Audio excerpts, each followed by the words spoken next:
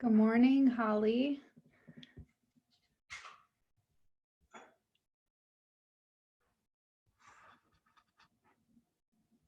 Julaine. Hey, Julaine. Good morning. Hi, there's the baby. That's right. Such a quiet baby. I know, right? So Holly it still says connecting to audio for her. Okay. All right. Holly, can you hear us okay? Oh, I'm gonna unmute her. Sorry about that. I'm gonna go. Oops. Now, Holly, can you hear us okay? There she is. Good, good. Oh, and I'll put my gallery view on. Yep. There Gallery. we are. All right. Well, it's a good day to stay inside here. Yeah, that's what I hear. It's very beautiful here. Oh, it was here. Can you hear us okay? Oh, I think she's maybe trying to get it on the TV. Ah, Yeah, right. Looks like these she's people in the with middle. like Apple TVs that you can push it on through. Right. That's nice. Let's see. I can see her. Right. Looks like she's still working on the sound. Yeah. Let's see. Maybe I'll send her chat. Right. Can you hear me? Oh, now we can. Yes. Okay. Yeah, it's not. Apparently, my microphone won't work when it's on the TV, so we'll skip that. Oh, you know, we've got some other people that have been finding the same thing. Is it like with Apple TV? No, it's just I just plugged my HDMI in. Oh, cool. Cool. Well, I guess great when it works. Not great. Right. It's always technology, right? A love-hate relationship. Awesome when it works. Maddening when it doesn't. Oh my gosh. Yeah. Now, Holly, you named your little guy Flynn. Yeah. I love that. I want to see him. Oh, it looks like you've got some helpers back there. I do. I have my mom and my mother-in-law. Wonderful. Hey. All right. They're fulfilling their most important role in life right now, aren't they? I'm so glad they're there with you. That's wonderful. I'm lucky. And Julie, did you get information from everyone? I did. I think everybody, the only, and it's not a big deal, I think there was one registrant who was probably the second person to register that I might not have gotten information on, but I know I got 5 out of 6 for sure. Oh, there's not 6, there's 5. Oh, okay. Unless somebody registered last minute. I mean, I've been teaching all morning, hence I am really sweaty. Yeah, I think there was a last minute one this morning, if I'm not mistaken. I pick up here on my phone. Right, because you were busy teaching. Let's see. Nope, just 5. Well, no, there's 5 because you had sent us. Okay, I just lost track. Okay, I think I've got information on everybody then. Super.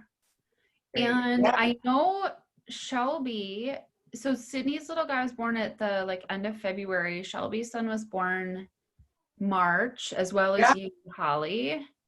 I think we have ranging from 1 week to 8 weeks, which is kind of nice. I was going to say, Jen's babe must be super young because her due date was, in our system, if people share their guest dates or due dates, her guest date was May 21st. So yeah, she must have had her a little early. So. Yes, I think that's correct. I think a little early.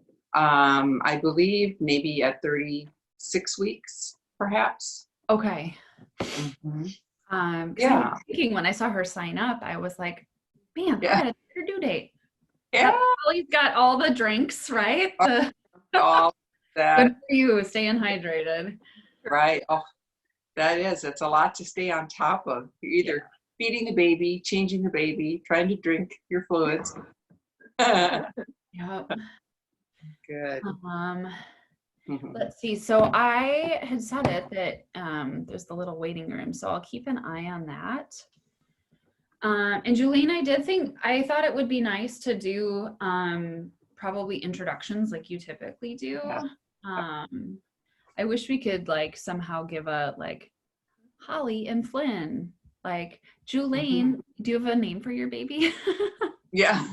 Oh, I should, shouldn't I? I should Right. think of something clever that implies No, it's that the baby is somehow a model or a I should try to think of something clever, but I'll have to work on that. Right. We could call her Serenity because she's so quiet. She doesn't make a Quiet and peaceful. Right. quiet and peaceful all the time. Holly, how did your first few classes feel? I know you are kind of just getting back into it post cesarean.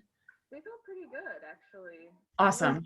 Nervous, but yeah, I've got a little bit of tightness around my incision, but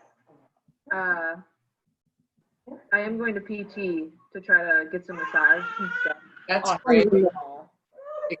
But I was just thinking about, so that's great that you're already connected with that. Yeah. What who is the PT that you're seeing? I don't remember. It's through SSM Health. Okay. But my so it's funny. I follow a couple of just people on Instagram that for pelvic health, and they were like, make sure you ask your OB at your 6 week to see if you can see a PT about your incision scar and get some mobilization. And my OB had never heard of it. Oh my goodness. Oh. Hi, Sydney. So Oh, it's so good to see you, friend. It's been since like February, right? It's been so long. Yes. How's your little guy doing? He's doing well. He's growing so fast, but otherwise doing well. Good. Good. Yeah. What a crazy time, right? Yeah, it's been so crazy. I mean, I feel like the entirety of my maternity leave has been in quarantine. So that's Which already I think is Yes. You already like an Yeah. isolating time for a lot of people, and then really exacerbating that. So, exactly. Yeah. well, it's good to see you virtually. oh yes, you too. What did you name your son again? His name is Parson. Parson. I love it. Is that a family name, or how did you decide? No, it is not. It carries some sentimental value. We actually there's a band called the Parson Redheads, and one of their songs was our wedding first dance songs, and it's kind of just been the soundtrack to my husband and I's relationship. So yeah. Well, that's perfect then. That is so Thank you. great. Sweet. Nice. And how old is Parson now? He'll be 11 weeks tomorrow. He's our senior person today. Oh, really? He's our Lots old, of little babes. right. We have range from 1 week to Parson. So Wow, that's awesome. yeah, it is. It's kind of fun that they're clustering all, really newborns. It works either way, but it's kind of fun when everybody is close to the same experience. Oh, Yeah. here comes. Very cool. Here is Shelby, and then Great. we're just waiting on. Hi, Shelby.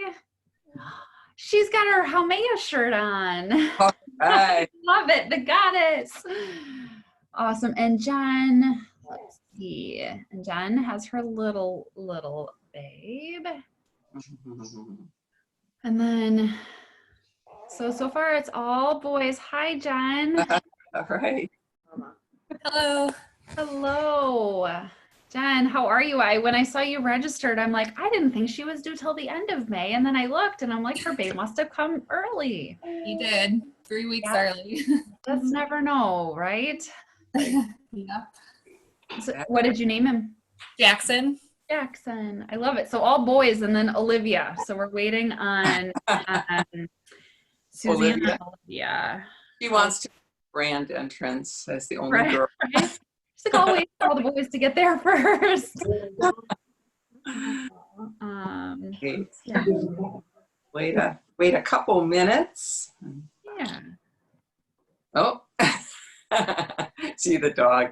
I've been doing lots of online yoga classes, and it's so entertaining to see the instructors at home because invariably there's dogs coming into the scene. Cats, kids, you Kids. name it. Yeah, Funny. But it's good. Everybody understands. totally. I saw one like kind of video that went viral, and it was like a dog. It must have been a puppy that came on like the owner's mat and still potty training and just like pooped right in the middle of the teacher, like as she's trying to teach class. So Ultimate. I'm just gonna check in with Susanna here. Oh, nope, she's in. Okay. I forgot. Sometimes you can set up these Zoom waiting rooms, which feels really silly, but I just wanted to make sure Julene and I got that set Right. first. So Wonderful. Susanna is coming in. And does that make it? I think it'll Yep. make us. Oh, there we go. Okay, perfect. Symmetrical. Hi, Susanna. Hello. Good. We got All sound right. ready? Yep, that is everyone. Right. That's Nice terrific. work. 10:33 or 10:33 here at 9:33 Yeah. there. That's right. You're constantly shifting. Oh my which is gosh, I tell you. fascinating. So welcome. Well, I'll introduce you, Julene, and then I'll kind of let you take the reins. And I'll just kind of like cover up my screen. I'm just going to be doing work, but Julene, just tell me if you need me for anything. Okay. Wonderful. So Julene has been, we got connected before we even opened Taumea. So she led a workshop for us, honestly, before even our grand opening. And she's been leading workshops for us every other month since we opened. Do you guys want to see my baby here? Come here. Oh yeah. There she is. She likes this spot. That's Delta. So Julene, we're really glad that you're willing to try this because this is totally different than anything we've done. We've done a handful of baby and me yoga classes, and what I'll do for you guys spending extra money to sign up for this, what I'll do is after this class send you some extra links of those baby and me classes. It's obviously super different. I teach it with a teddy bear. It's very different than being back in the studio, so we'll keep you posted. I don't know what this all will look like, but you know, maybe we can do some meetups like this to do. It's just everybody's schedule is so different, and when we're in the studio, everybody kind of makes it work to get there. And but anyways, we're so glad to have Julene joining in and her baby, which she named Serenity this morning because she is very quiet and very very amenable to all types of Right. That's a massage. good example. Right, so that's a great example. So yeah, let's do, Julene, do you want to take it from here and just do introductions? Yeah. I think what might be easiest is I'll stay and moderate this because some folks have maybe muted That's- themselves if baby's crying or whatnot. That's And then so I think the way Julene and I talked about that she would kind of be demonstrating a technique, and then she would take some time to watch as you guys are all working on that technique. We are recording this, so we will send out the recording after. So, and once Julene gets going with the workshop, I'll make sure to spotlight her video so it stays big for you so you can continue to practice these techniques at home. So why don't we go around? Holly, do you want to start? Just introduce yourself and your babe. Sure. My name is Holly. Flynn is almost 8 weeks. He's eating right now. Although he seems really crabby. I have both my mom Lisa, and my mother-in-law Shelly watching too. It's kind of coincidence. Everyone's in town. That's awesome. It's a great way for grandparents to bond too, and partners. So you can make sure if your partners aren't able to watch, share this video with them after too. So great, Holly. Sydney, do you want to go next? Sure. Yes, I'm Sydney, and I have my son Parson here. He is 11 weeks. Awesome. Glad you guys are here. Yeah. Are we? Shelby, how about you guys? I am Shelby, and this is Rory. He is 7 weeks today. So, I love it. And Rory came a little early too, right? yeah, he was 38 weeks. Okay, a little bit early. Awesome. Glad you guys are here. Jen's the newest babe, tiniest babe. Mhm. I'm Jen. This is Jackson. He's asleep. He was 2 weeks old yesterday. And how big is he now? I don't know. Okay. He goes to Growing. the doctor tomorrow. He gets weighed tomorrow. So, Growing, right? He's growing. yes, he seems to be. Awesome. Susanna, you guys want to go next? Oh, I will unmute you. I'm sorry. For some reason, hold on, hun. It's not letting me unmute you. I hear all these little, there we go. Sorry. That's okay. I decided to be hungry right now. Nope, that's fine. Totally fine. Yeah, so this is, I'm Susanna and this is Olivia, and she just turned 8 weeks old yesterday. Super. Oh, She's pretty wonderful. sleepy, but we'll see what she does. Yeah, and again, you can always use these techniques when babe's more awake or whatnot. So Right. super. All right, well, I'll make sure. Julene, why don't you introduce yourself? Okay, all right. I'm Julaine Brookery, and I've been a pediatric occupational therapist for almost 30 years. And I've just gradually focused in more and more on babies as my practice has progressed. I worked many years in birth to 3 early intervention. And now for the last 10 years, I've worked in the newborn intensive care unit at Meriter Hospital. So working with families with tiny babies and medically fragile babies, and I do a great deal of massage and soothing techniques with those babies. It's very beneficial, of course, for them in particular, but then right around the time that Homea was opening, I was also feeling like I would like to share a lot of these techniques with everybody who's a parent of a baby, because they're beneficial for everybody. And it's kind of fun to reach out and just be involved in the larger community of families. And so being able to collaborate with Homea has been a really wonderful way to do that, and to reach families beyond the hospital environment. And so I just really enjoy working with babies and their parents, just to kind of help make the journey as smooth as possible.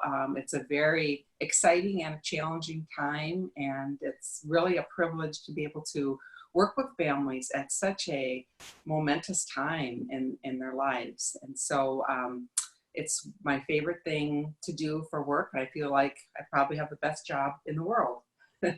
So we'll start in, and usually when we do this workshop in person, we do it for 75 minutes, but I felt that perhaps in the video format, it might, sometimes I know when I do webinars, I feel like, oh, about an hour is as long as I want to engage in the virtual world at one time. So I might go over a little bit. So of course, feel free if you need to move on, that's fine.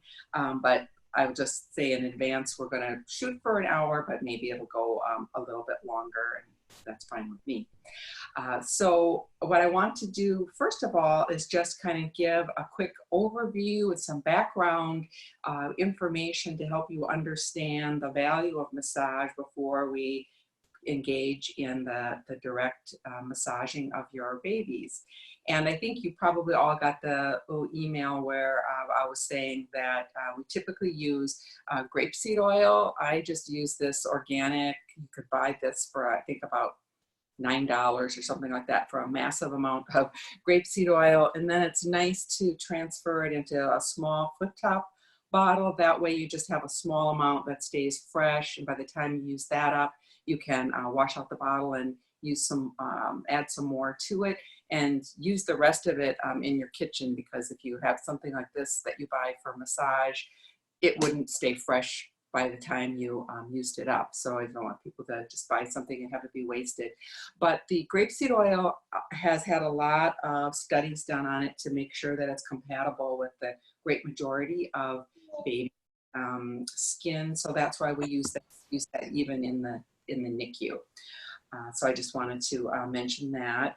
But for today, if you have something else that you know is compatible with your baby's skin, You can use that because the purpose of the oil is essentially just to create a nice, smooth, gliding sensation without any pull or drag on our baby's skin when we do it. That's really the objective of it. The grapeseed oil also happens to be a really nice natural moisturizer too, so sort of a multi-purpose. So one of the reasons that massage is so powerful and valuable for babies is that really touch is our very first communication system that babies have that develops.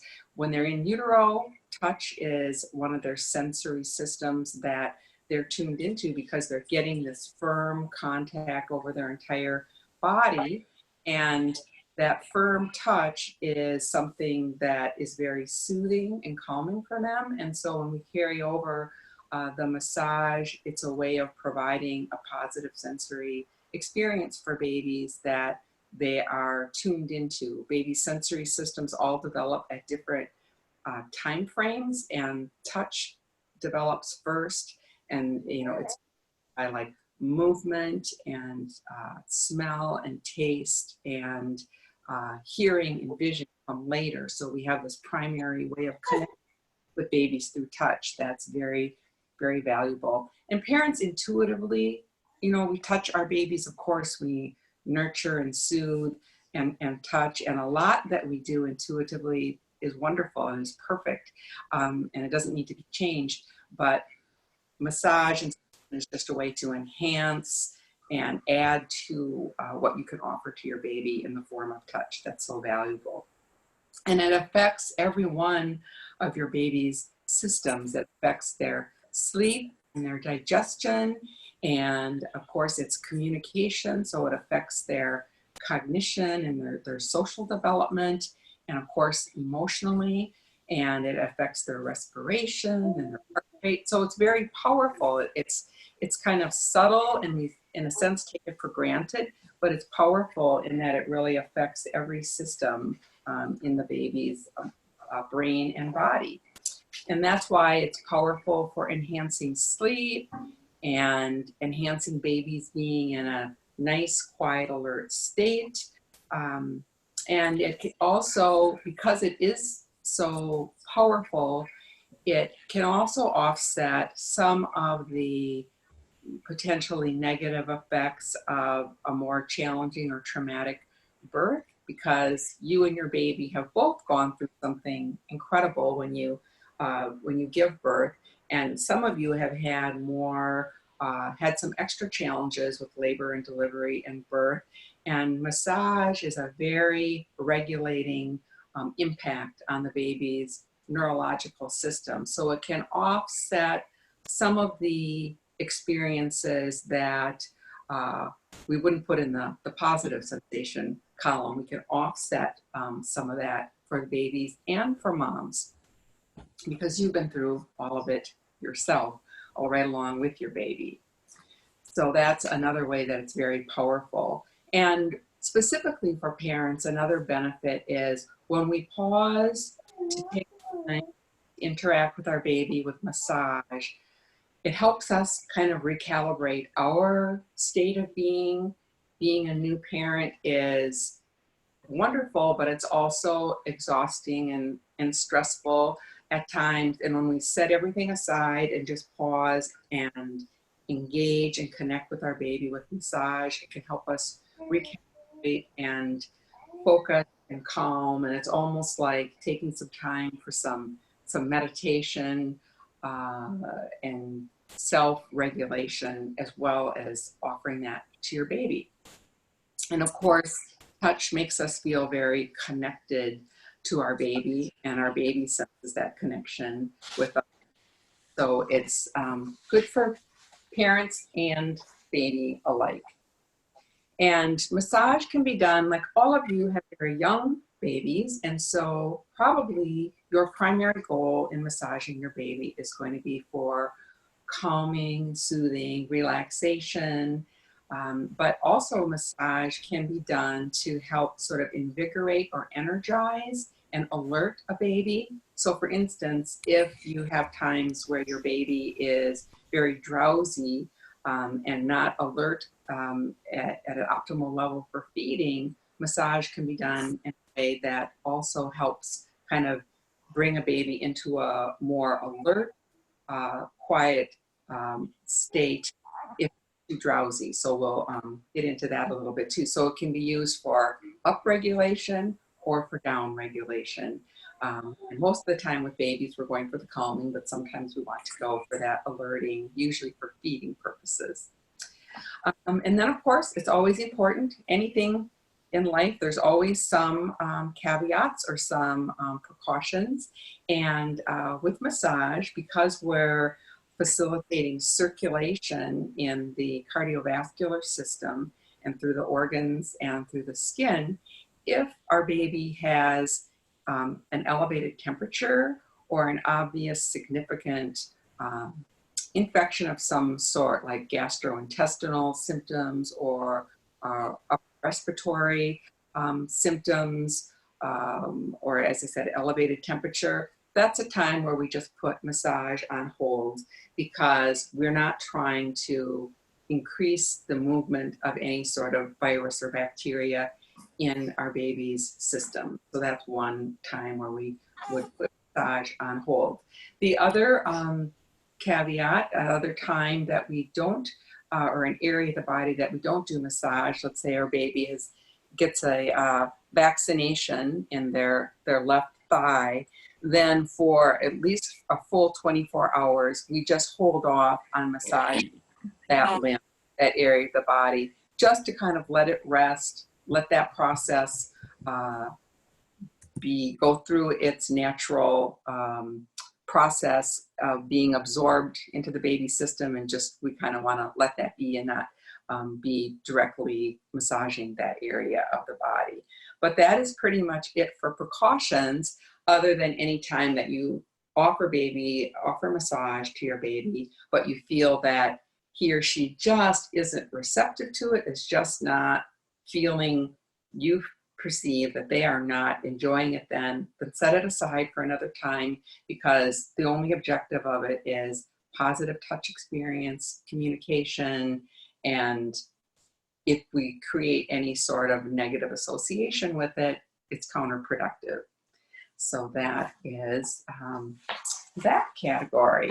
And then last but not least, just want to think about a comfortable, safe position for your baby during massage, and also a comfortable position for yourself, because your bodies have gone through sort of a superhuman process of pregnancy and giving birth, and you just want to make sure you're also being very kind to your body at the same time, that you are putting yourself in a position that's really nice for your neck and your shoulders and your back and your wrists. All those areas are getting kind of overused these days with all the holding and breastfeeding and everything. So make sure you are supported in a posture where you don't feel any stress or strain on your neck and your shoulders and your back or your hips.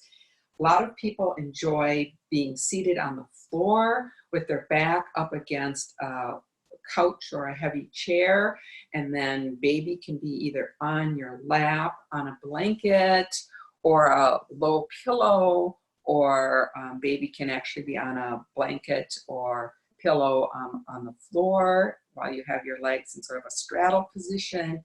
Whatever puts you in a comfortable position and you know your baby is comfortable and safe.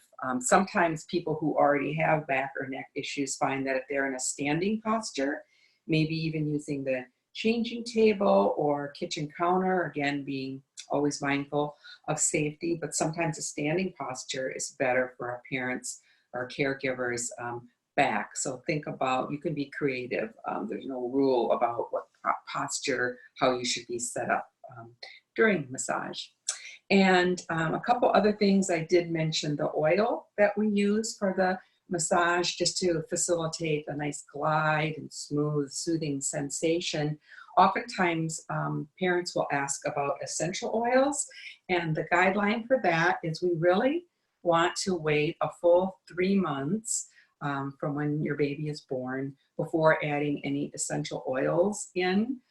The reason for that is because we don't want to do anything that interferes with the powerful olfactory sense that babies have for bonding and associating, especially mother scent, with breastfeeding and comfort. And so we just wait till babies are 3 months. And then at that point, if you like to, you can add a soothing oil like chamomile or lavender. And the guideline for that is 1 drop of essential oil for 1 fluid ounce of a carrier oil. So it's kind of easy, 1 drop for 1 ounce. So it's a very low concentration, but it can be nice, but certainly isn't essential.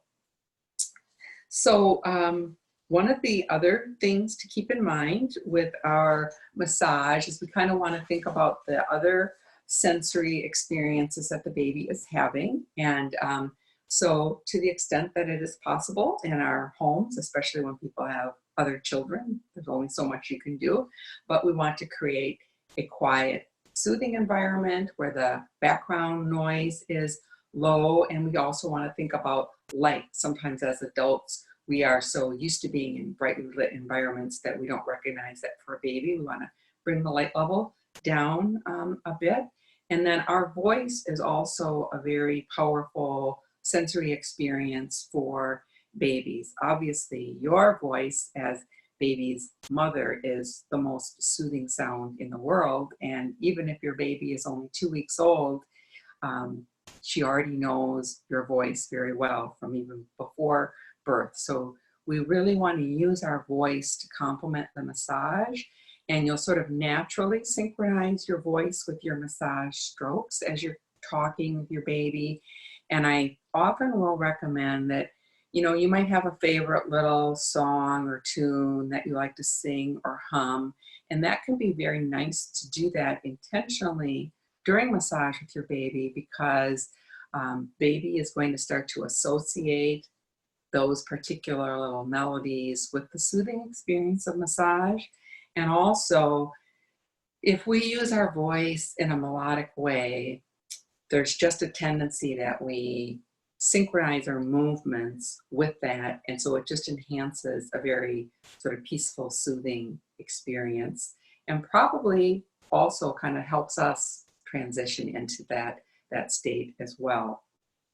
And of course, you want to have a warm enough, cozy enough environment for massage. And so sometimes people enjoy using like a little space heater to make the space warmer, always being conscious of safety for that, of course, and how and where you have that set up. But you do want the baby definitely not to feel chilly. And so sometimes a partial swaddle, for instance, when we're massaging the lower body, we might keep the upper body swaddled. We might even have a little hat on baby to offset the areas of the body that are unswaddled, just to maintain a feeling of warmth. Then a couple other really important fundamentals of massage are that once we put our hands on the baby to begin the massage, we really want to maintain a steady, constant touch. We don't want to be massaging a leg and then thinking, oh, I need more oil, put the baby's leg down, get more oil. We want to, as much as possible, keep at least one hand in firm contact with the baby at all times, just to kind of keep that sort of steady state where the baby feels like there's not an interruption in what's happening. We kind of maintain the touch connection. And firm touch is generally more accepted. It's a more positive experience for babies because, again, in utero, their entire body was surrounded with firm touch. So that's why a firm touch quality during massage is more soothing. But young babies like yours, their nervous system hasn't matured to the level where generally light touch is something that they're not really so ready for yet. And there are exceptions to the rule because every baby is an individual. However, generally light touch usually is like a little overstimulating to babies, and firm, steady, slow touch is what's accepted well. So we want to keep in mind that we're going to maintain contact once we start the massage. We oftentimes will pause and just go to still touch when you sense that your baby might be getting a little overstimulated by the massage, by their facial expression, maybe by their vocalization or turning their head away, or just you kind of pick up on their body language that they're getting a little bit restless. Then instead of letting go of them, what we want to do is stop the massaging motion, but we want to maintain the still touch. And also directly related to that, for most of the strokes, our goal is to be using as much of the palm, the solid, steady, even surface of our palm creates a more soothing sensation to a baby than our, if we use more of our fingertips. So for example, on the baby's back, and a lot of times if a baby is fussy and we're going to offer some massage to their back, they really love it if they're up in a even skin-to-skin contact. You could have your baby in skin-to-skin holding with you and up against your body, which is their favorite place to be to start with. But you can see how if I use my fingers, I'm probably getting a kind of an uneven distribution of pressure. It might feel okay, but it's not as soothing as if I get my entire palm without any pressure coming from the fingers, the entire palm across my baby's back is more soothing. You see that total full contact without any gaps and without any differences in pressure that the fingers might provide. So that's an important qualitative difference in touch for our babies. So I think we will go ahead and transition right into the actual strokes. Maybe just in case there's any burning question, Kristen, that anybody has now, before we start into specific strokes, create an opportunity for people to express those questions. So you could like raise your hand or something so Kristen knows if anybody has a question at this kind of transition right now. If not, I will go ahead and we'll launch into specific strokes for your baby.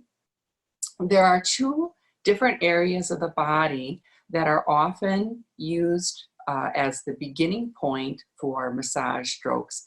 The conventional, like really traditional, you know, going back to many hundreds of years ago in massage, especially in India, the traditional massage always begins with the baby's leg and foot area. One of the reasons that's really nice is because you can have your baby positioned so that you are in face-to-face orientation, and you begin the massage really with your voice by talking to the baby. You know how it is, babies don't know your words, but they understand your voice. And so you just begin by saying, oh, we're going to do our massage now. And then you use your voice and you're in that face-to-face communication with your baby when you start the massage on the legs or the feet. And that's usually well accepted. And we will start there. But what I was going to share is that if for any reason you find that your baby is not receptive to the massage beginning on their leg and foot, the other option is to begin massage on the back. And like I mentioned before, if your baby is kind of fussy and sensitive to touch, then I would suggest beginning the massage strokes to your baby's back when you're holding them up against your body, because then they're going to be having all that soothing, all those other senses of your voice, your heartbeat, your body warmth, all those things to enhance the massage. And then we begin the massage strokes in that case on the baby's back. And you could also be, I'm not in a reclining type chair, but if you're on a couch or a reclining chair, you can have yourself more horizontal so the baby is more lying on you. And then it's a slow, firm, hand over hand stroke offered to the baby's back. So that can be the starting point. What we want to do when we offer massage is we want the strokes to be very slow, oftentimes much slower than you might guess, because as adults to us it feels very slow, but we want a very slow hand over hand motion. And we want to offer at least 3 strokes to each area of the body. The idea is when we introduce the very first stroke, the baby's brain and body are saying, oh, you know, what's this? By the second stroke, they are kind of processing it and deciding that it's fine. And by the third stroke, they really can relax and settle into it. So I usually say between 3 and 6 strokes for each area of the body, but always having a listening touch approach where if you sense that your baby is becoming in some way, showing you that in some way they're not preferring that, then you just pause and return to the still touch. But otherwise, 3 to 6 strokes is kind of an optimal amount for young babies so that we're giving them the positive touch to that part of their body, but we're also not overdoing it, because it's not like, oh, because some massage is good, more is better. So 3 to 6 strokes in each area is nice. So that showed you the back stroke if you were to begin the strokes to the baby's back. And now we'll go to the strokes on their legs, which if you started with your back, then you would transition to the legs as the second area. Or you might start with the legs. So the idea is usually we would support the baby's leg. Make sure I've got a good view here. Support the baby's leg, and then we would do some downward strokes over the top of the foot, and your baby's foot will kind of extend and move with this as opposed to mine. So when we offer strokes that we want to be soothing and we're offering them to the baby's legs or arms, we use a stroke that's called a milking stroke, and we really want to encircle the entire limb between our thumb and our index finger and our hand, so that we are wrapped completely around, and also as much as possible, like I was talking about before, using the palm of our hand. So instead of our fingers being wrapped around the baby, and again, uneven distribution of pressure, we want our whole palm to go around, and then we do a slow, firm, hand over hand stroking. And you can see how we maintain touch all the time, and we always have an anchoring point. So in this case, the foot is the anchoring point where we're making sure we start with a nice little firm holding, a bit of a squeeze to the baby's foot, and then we always are maintaining contact at that foot. So I like to think of that as an anchoring point, that steady input they're getting there. So again, 3 to 6 strokes, and if the baby would become restless at some point, just pause, go to the still touch, and see if they'll allow you to offer additional strokes from 3 to 6 for that area. So that is the milking stroke that's done from the heart, moving from the heart away, and that's more calming. If we were going to be offering strokes, now I'll show you how I would switch to the other leg. I'd maintain contact with this one, and then I would wrap my hand around the opposite foot, giving it a nice firm squeeze, and then transition both hands to the opposite side. So there's a very smooth transition that's very calming. Baby feels very secure, and it's not abrupt.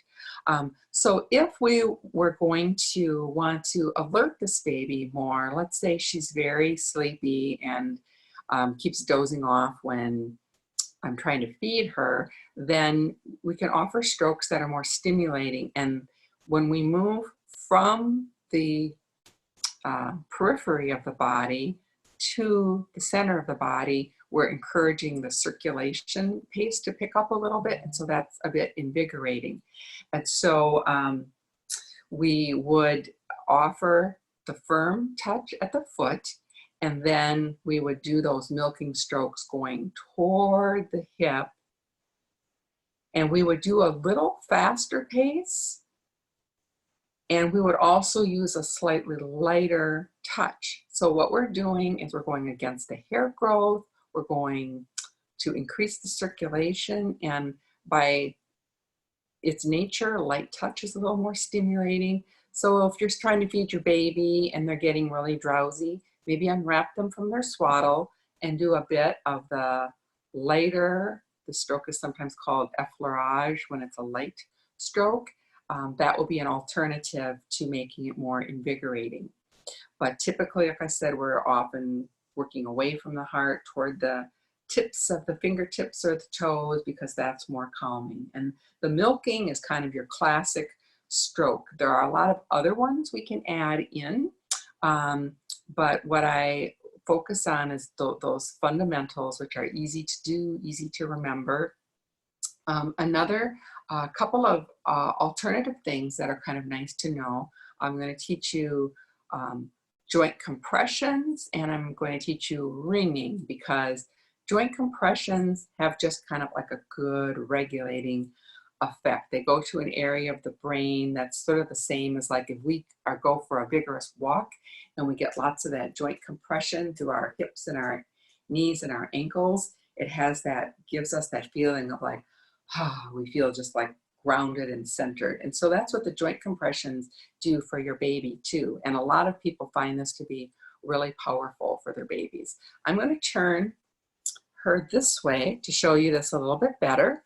And the way the joint compressions are offered, you're just creating a little bouncing motion into the joint, and our joints have receptors that pick up on that, and it's generally a positive sort of organizing influence on the nervous system. So what we will do is wrap one of our hands around the baby's calf, and then we will use the flat surface of our hand, and we just want the leg and the hip in a nice relaxed position, just kind of letting it be in a comfortable, relaxed position. You don't feel like you're putting it to any extreme angles. And your hand on the base, the sole of the foot. And then you do little bouncing motions in, just gentle bouncing motions in, usually about 10.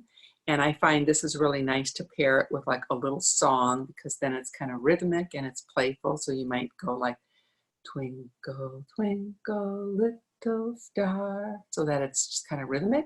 And then after you've done the ankle, we slide our hands up so that one hand is going to be around the calf and one is around the thigh.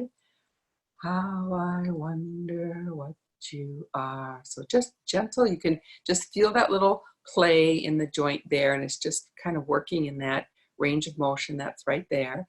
Then we're moving up from the knee to the hip.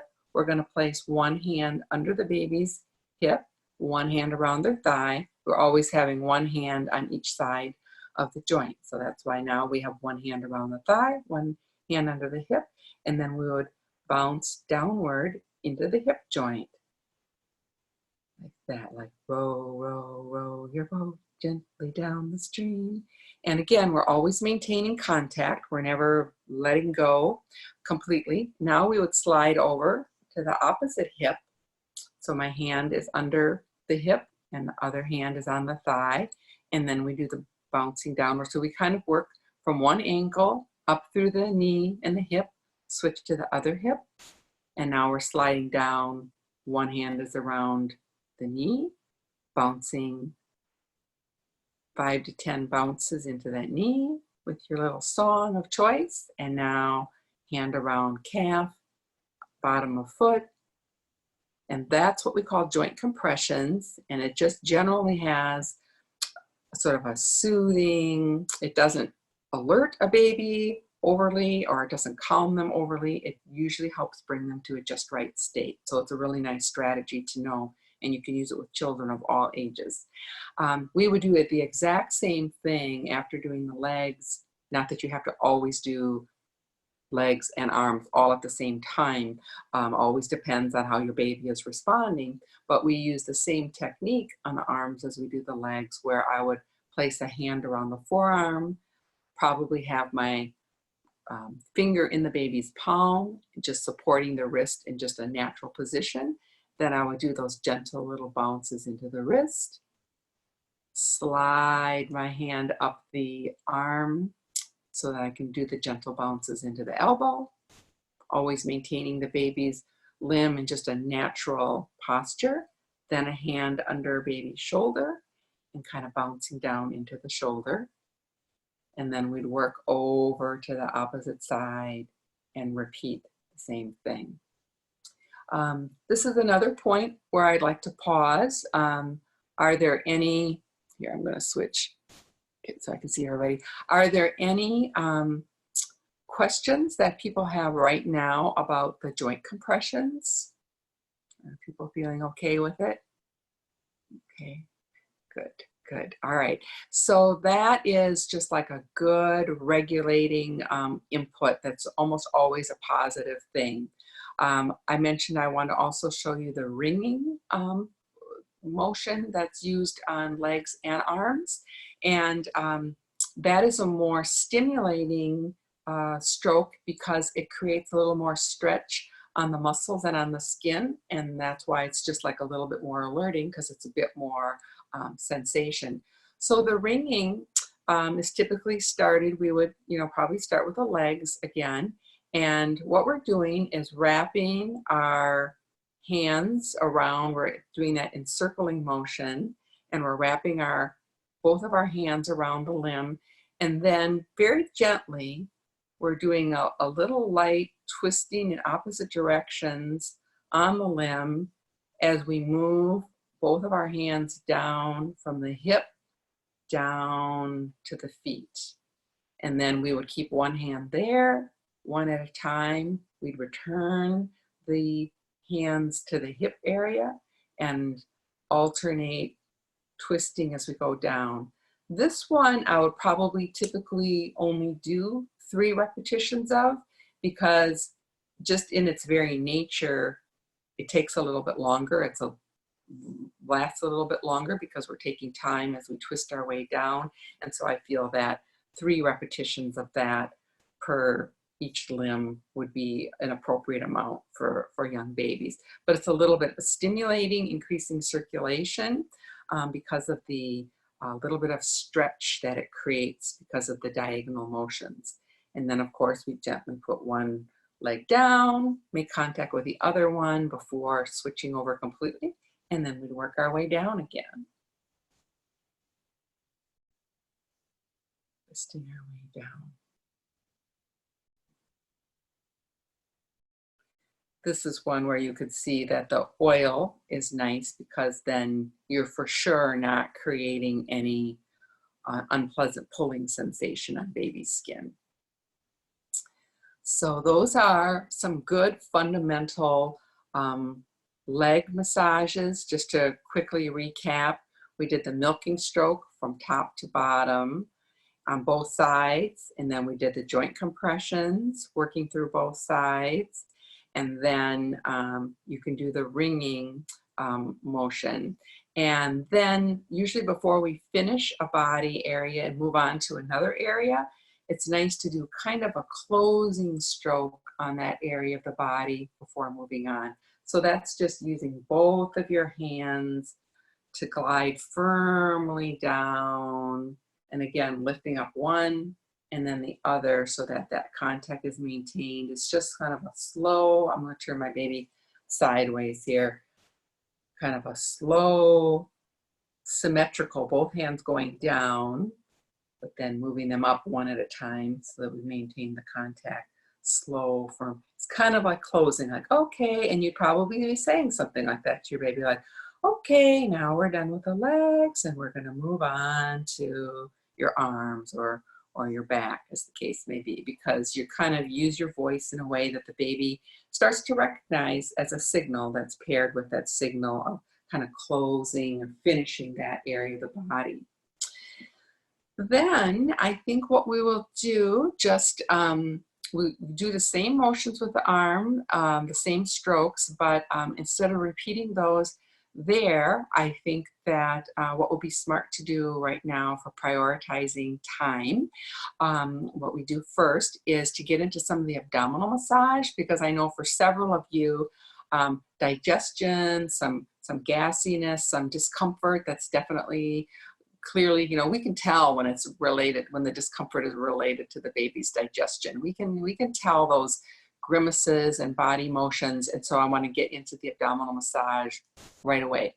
The abdominal massage has a variety of things that can be done, and I like working through kind of like a little series, and you'll find probably for your baby, after you learn these strokes, you can kind of put them together in the progression that your baby responds the best.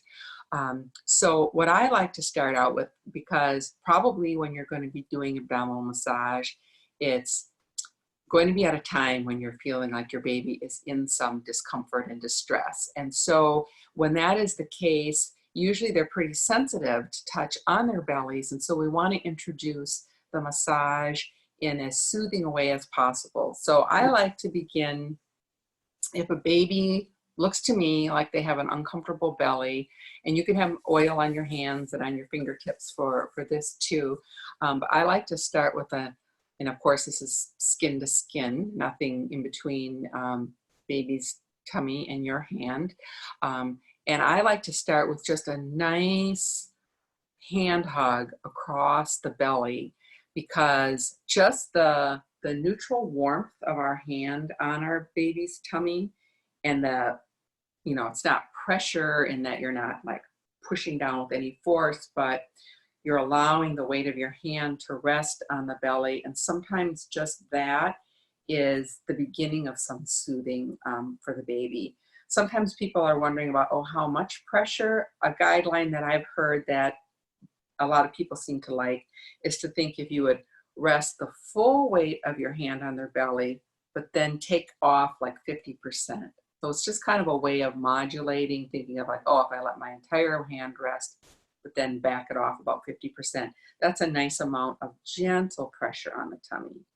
Then what we can do while we're maintaining that hand hug, and again, it's the whole palm on the belly.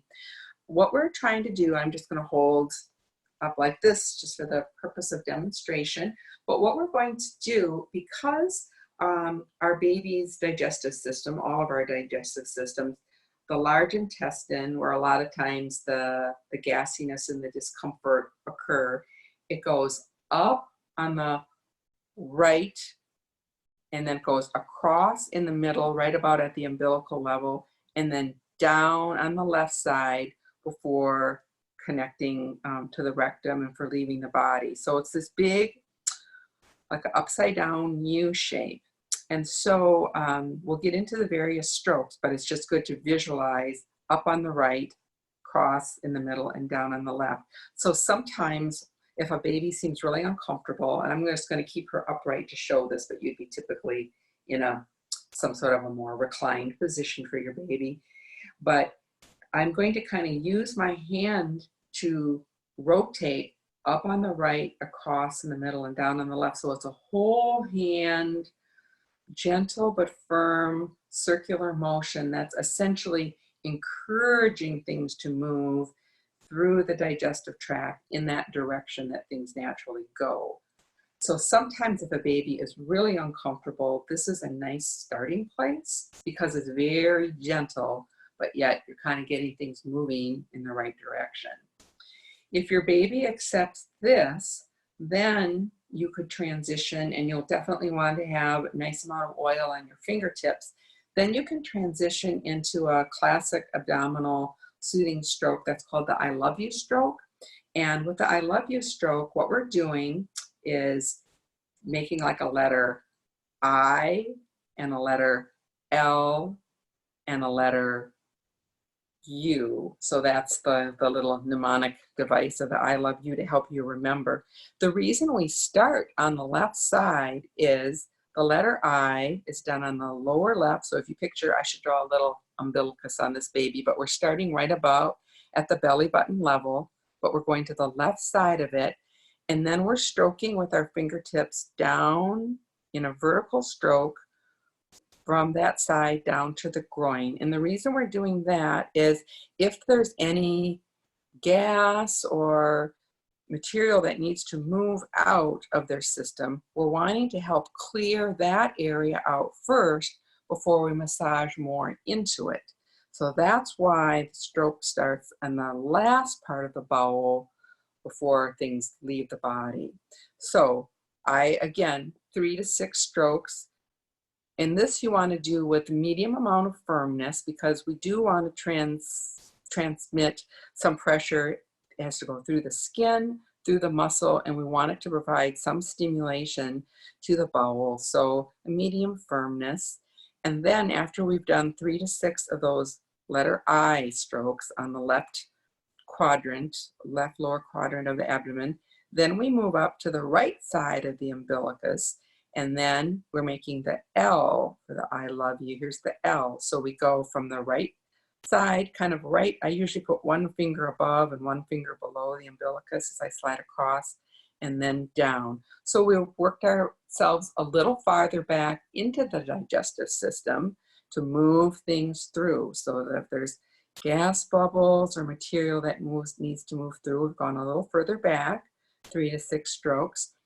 And then finally, we start on the lower right area just above the groin on the right side for the upside down U. So we come up, across, and down. And then I usually just lightly trail my fingers back, up, across, and down so that I'm maintaining contact, even though I'm not doing any pressure on that last part. Up, across, down, glide back.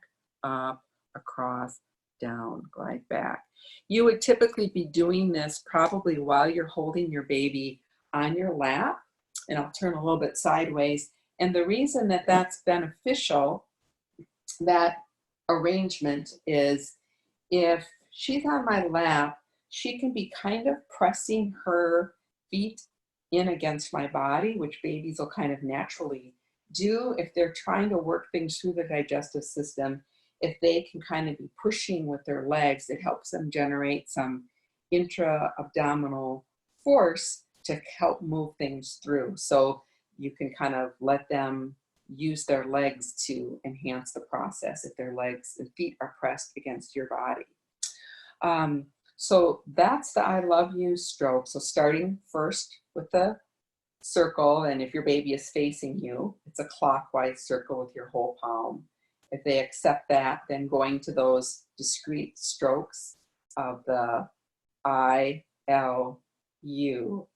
And then I also like to teach parents a couple of alternatives. Sometimes babies, when they're uncomfortable, so trying to do the I love you stroke feels a little invasive and they might not let you do it. So another option that creates the same kind of stimulation to the digestive system is to wrap each of your hands just sort of gently around your baby's legs, just maintaining just sort of like a soft flexion at the hips and the knees, just a little natural, soft posture there. Then what we're going to do, I'll just turn this way, we're going to tuck both of the knees up toward the right side of the abdomen, roll across toward the left, and then down. So now when you think about it, we're replicating that up on the right, across in the middle, and down on the left.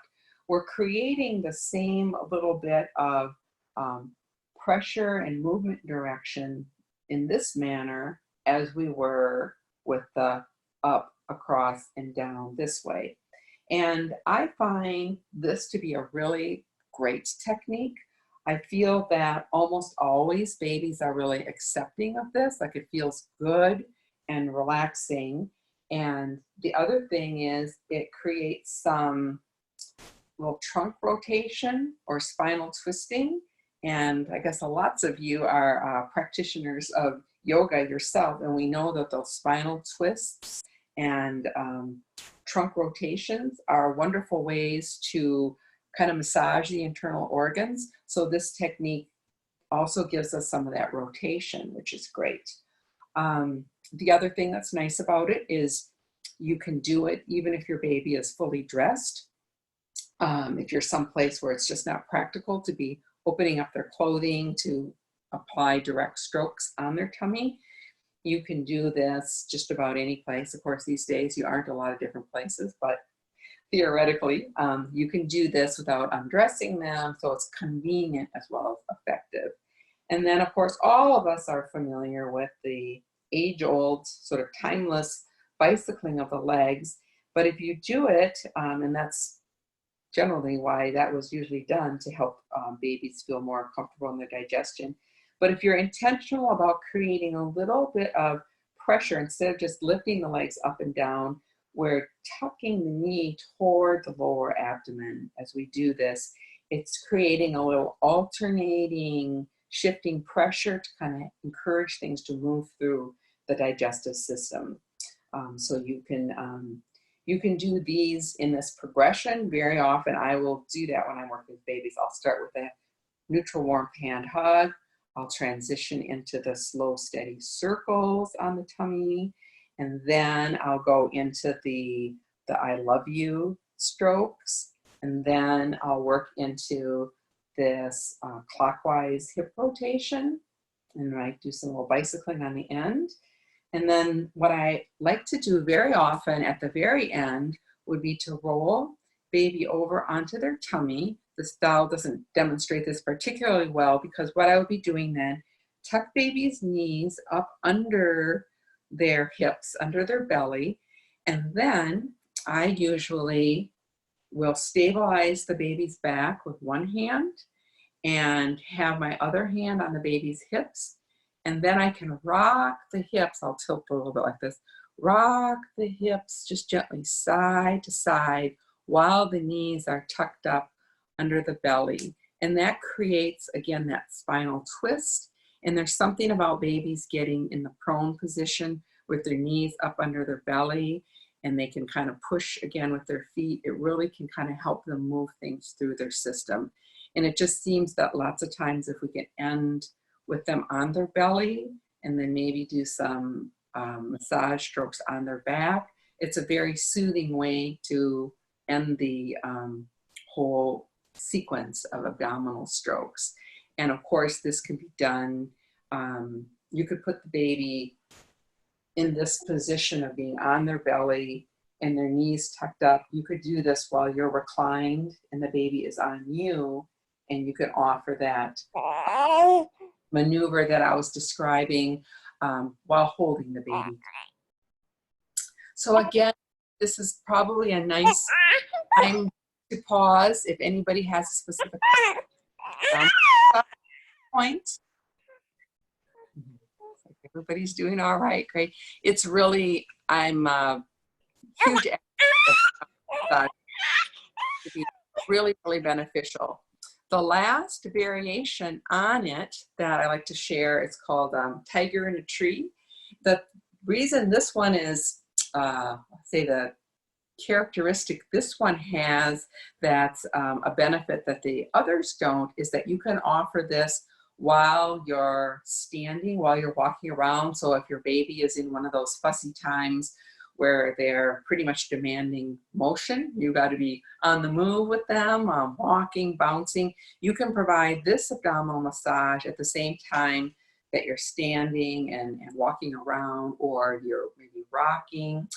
So that's an advantage. So it's called Tiger in a Tree because your baby is going to be resting on your forearm. You're going to be supporting baby's body on your forearm, and then their head in your hand, and then their limbs can kind of relax down.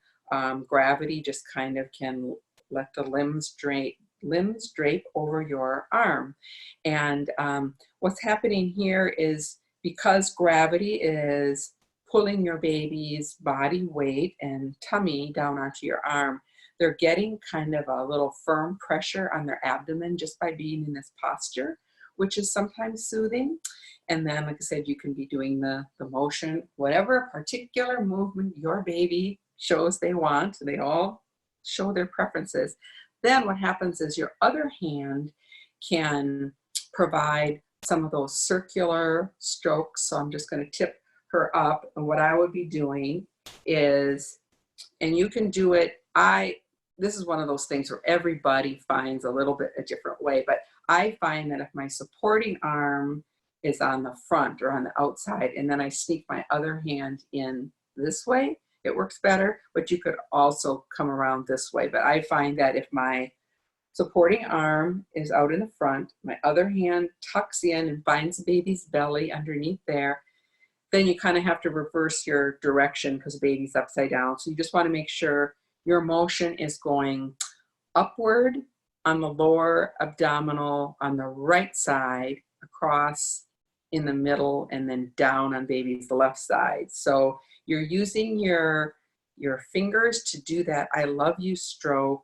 It's just a circular motion. It doesn't have to be too, like, the precise strokes don't have to be so, doesn't have to be so precise in this position because that's hard to do. But what your goal is that gravity's pulling baby's weight down onto your arm.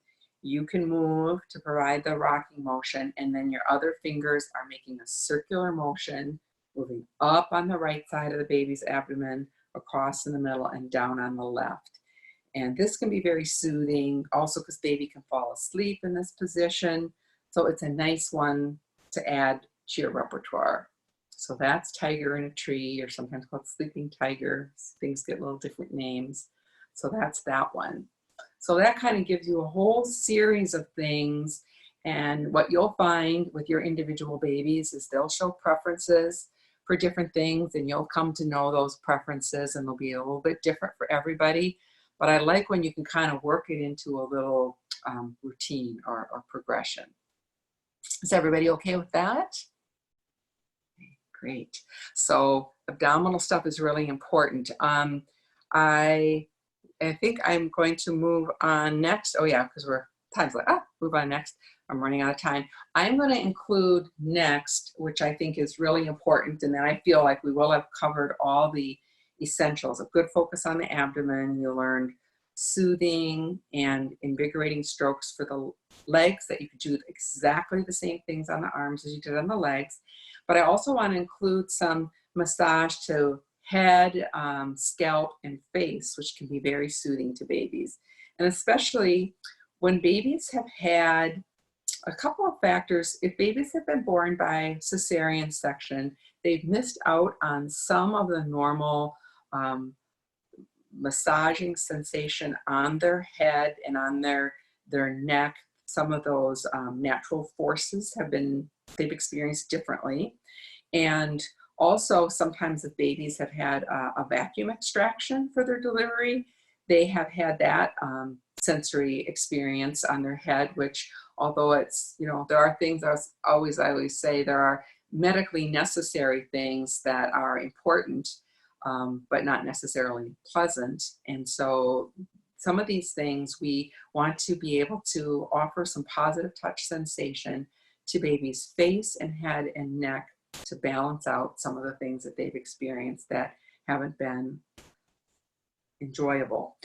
So a couple of things that you can do for head and face massage is, if you're holding a baby in a sort of a standard cradle position, a really nice way to offer soothing touch, especially if your baby has been a C-section or has had a vacuum extraction, is just to start with gentle, tiny circles right at the crown of the head.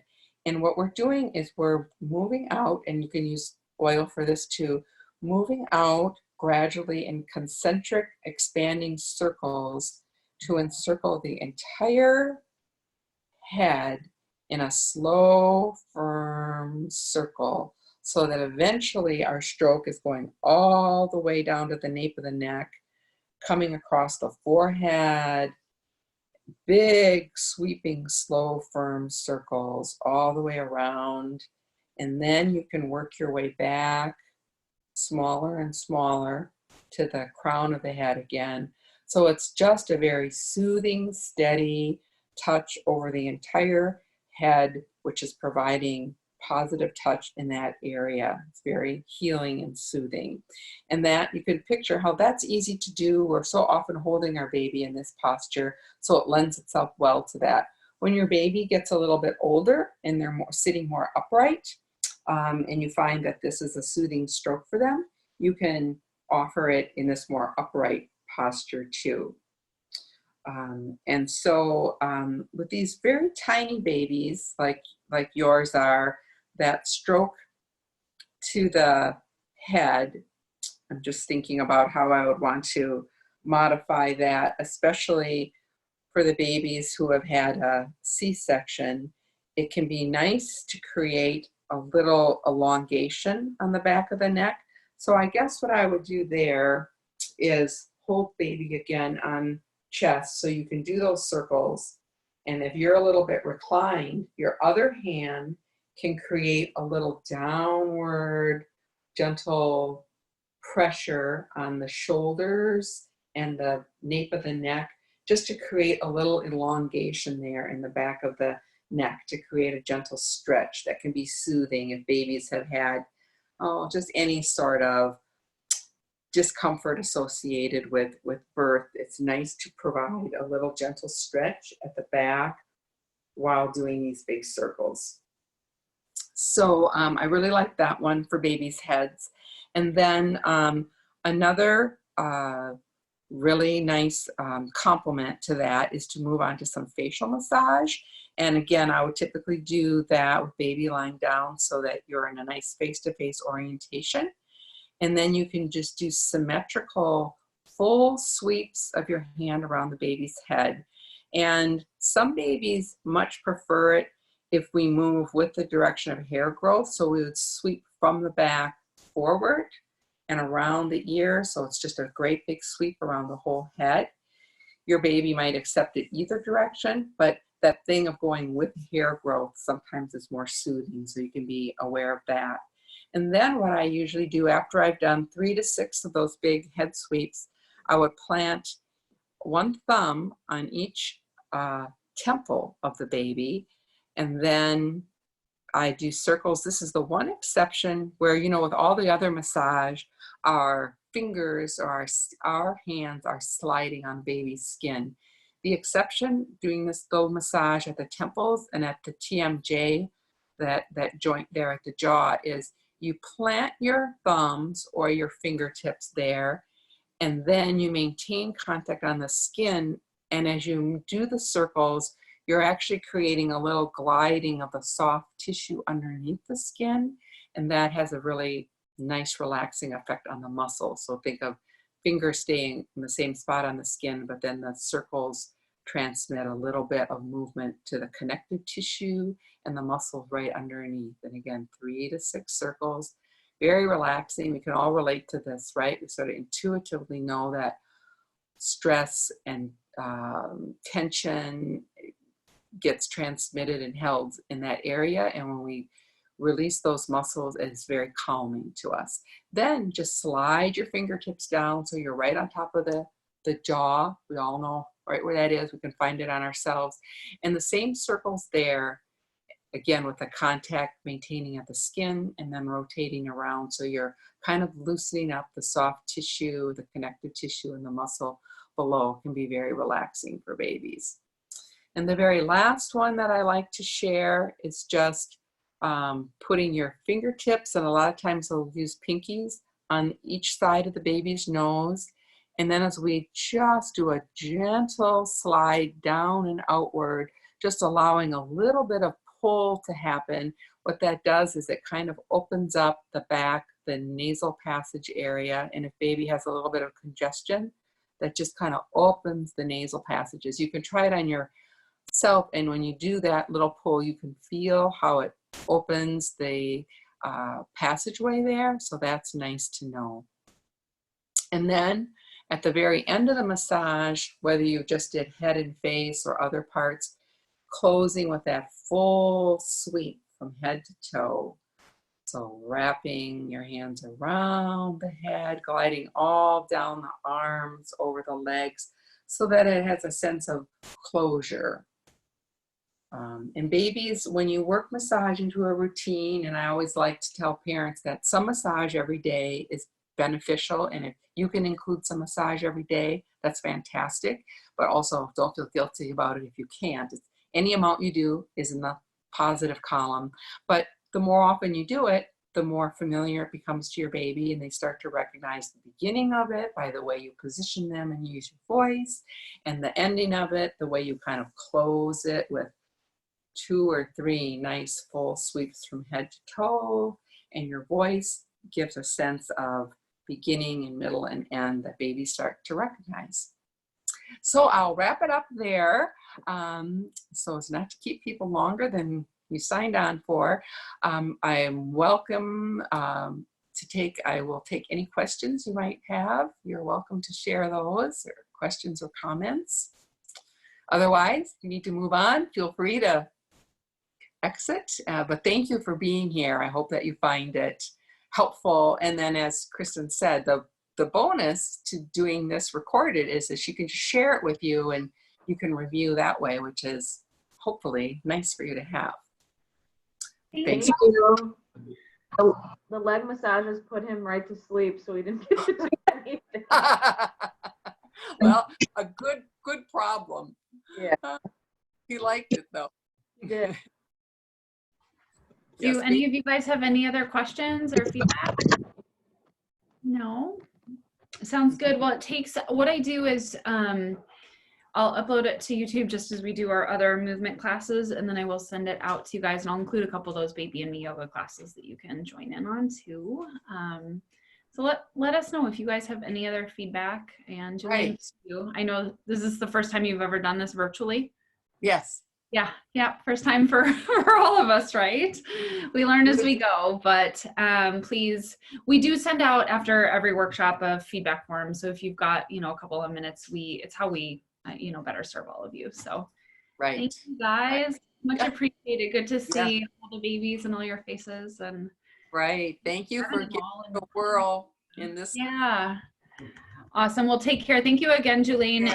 Keep an eye out. Wonderful to meet all of you. And feel free to email me with any questions too, because you all do have my email address since you sent that questionnaire. So don't hesitate to email me with a question. All right. Thank you. Have a great day. Bye-bye.